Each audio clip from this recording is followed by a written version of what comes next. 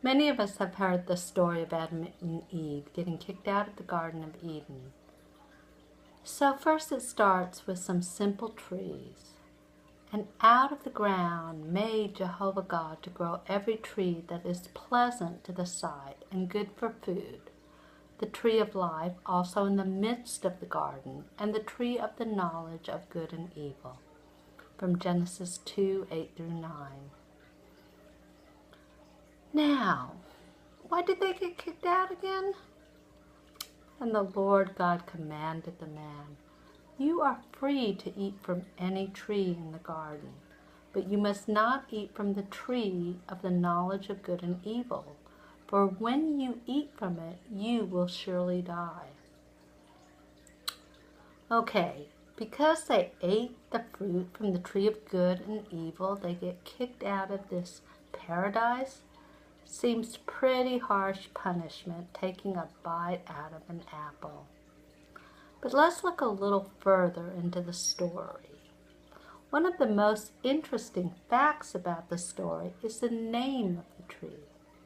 It was called the tree of knowledge of good and evil. The word knowledge has always stood out for me in this text. Webster's dictionary says knowledge applies to the facts or ideas acquired by study, investigation, observation, or experience. So why would God not want us to have facts, ideas, or acquire knowledge through experience? Let's dig deeper on this word knowledge. Is there a time in your life when you did not want to pass on some type of knowledge? Maybe because it would hurt someone. Would you keep telling your mom with Alzheimer's that she is not remembering the children's names right? You may not want to tell your children, your teenage children, the joys of sex until it's appropriate. We all keep information from someone if it only hurts them and there's no benefit. Now, when the question is, does this outfit make me look fat? You want to decide whether to tell the truth and if it will hurt your well-being. Now let's pretend I'm Eve. Me and my husband are living in this utopia. We have it made in the shade, pun intended. But there is this tree in our yard called the tree of the knowledge of good and evil. So here we have everything our hearts could desire. God has given us this perfect environment with one little catch. He asks us to not eat fruit from one tree. Talk about tough. It's like when you're at the museum and it has that sign, "Do not touch." Does that mean you shouldn't touch that particular item? How many of you heard the story of Bluebeard? Bluebeard has had many wives and they ended up disappearing. He instructs them not to go into a certain room in the entire castle. Now, his new wife knows about his missing wives, but what does she do? Of course, she goes into the one room, and what does she find there but a bunch of bones of dead wives? You'll have to read the story to find out what happens, but it's interesting how is it our human nature always to want to do the one thing that we've been told not to do? And also, another part of our human nature is we don't want to take responsibility. In the story, Eve says, "It's not my idea to eat from the tree.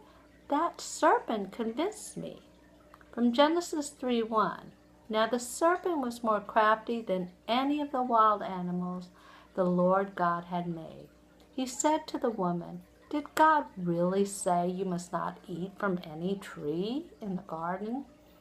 And the woman said to the serpent, "We may eat fruit from the trees in the garden, but God did say, 'You must not eat from the tree that is in the middle of the garden, and you must not touch it, or you will surely die.'"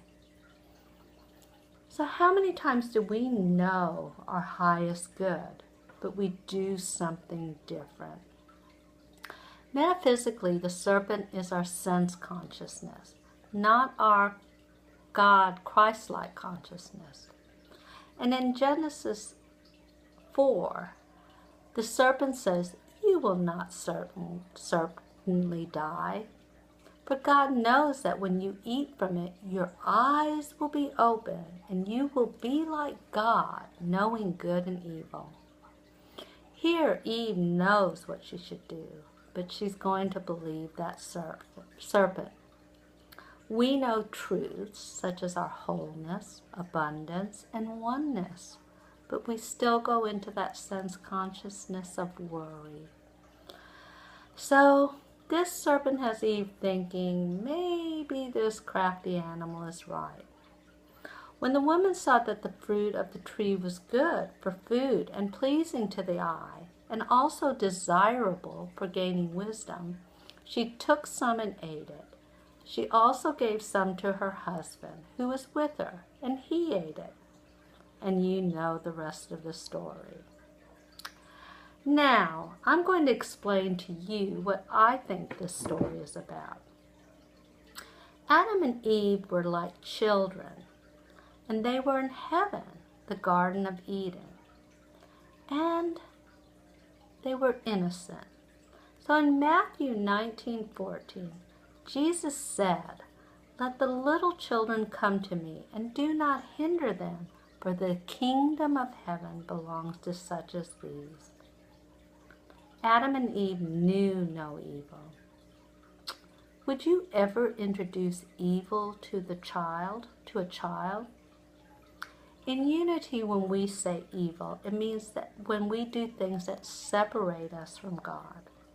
When we are one with God, we are in a state of happiness and love and peace. When we do things that make us feel bad, that is our separateness from God. So Adam and Eve didn't know evil, and they actually didn't know good. They were happy and innocent. In Matthew 18:1-5, at the time the disciples came to Jesus and asked, "Who then is the greatest in the kingdom of heaven?" He called a little child to him and placed the child among them. And he said, "Truly I tell you, unless you change and become like little children, you will never enter the kingdom of heaven. Therefore, whoever takes the lowly position of this child is the greatest in the kingdom of heaven. And whoever welcomes one such child in my name welcomes me." Maybe God wanted to keep Adam and Eve in the kingdom of heaven, the Garden of Eden, by not giving them the fruit of the tree of knowledge of good and evil. God wanted to keep them innocent, childlike. They were like fish that did not know what water was, because it was all they knew. Fish do not know what land is. Adam and Eve only knew a state of bliss prior to eating from the tree of the knowledge of good and evil. Now the question is, so why did God put the tree of knowledge of good and evil there in the first place? Because He gave us, she gave us, God gave us free will. And free will allows us to learn from our experiences. In unity, when we talk about the word sin, we are talking about our separation from God, when we do things that separate us from God. Sin's Greek root meaning is missing the mark. When we miss the mark of doing things that make us happy and peaceful and loving, we have to reposition ourselves. We have to realign ourselves. So as humans, we come and go in and out of eating on a daily basis. When we listen to our sense consciousness, that stupid snake, we worry about money or health. Or we can live in the truths that God is everywhere present and we are always with God. In unity, we believe everyone has a spark of the divine in them. Praying is finding that divine spark in you, communicating with God. So we should feed ourselves knowing our oneness with God. In our breath, remind ourselves of the knowledge that we have the spark of the divine in us, around us, and as us. Let's feed that divine soul with divine nourishment. The nourishment that we are loved, loving, and we are love. And so it is. Amen.